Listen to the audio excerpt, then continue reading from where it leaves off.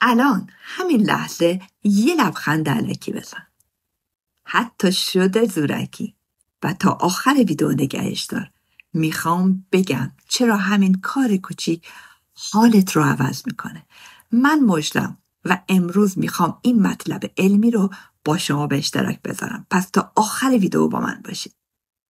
میدونی چیه؟ خنده الکی هم میتونه بدن و ذهن تو آروم کنه و هم مغز، چون فرق زیاد بین خنده واقعی و مصنوعی نمیفهمه. با یه لبخند ساده کافیه به مغز بگی من خوشحالم. وقتی میخندی بدنت اندورفین و سروتونین ترشح میکنه، همون هورمونای شادی و آرامش. در عوض کورتیزول، همون هورمون استرس، پایین میاد. بدنت میره تو حالت آرامش، جریان خون بهتر میشه و سیستم ایمنی قوی تر. چرا اینجوری میشه؟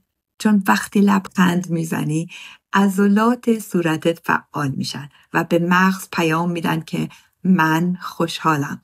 مغز هم باور میکنه، چون شروع میکنه به ترشح همون مواد شادی آور و حالت رو واقعی بهتر میکنه. نتیجه استرس کمتر، انرژی بیشتر و حس درونی خیلی بهتر.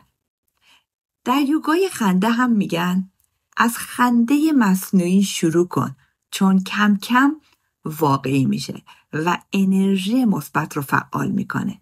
گاهی فقط یه لبخند کوچیک میتونه بهترین دارو برای جسم و روح و ذهنت باشه.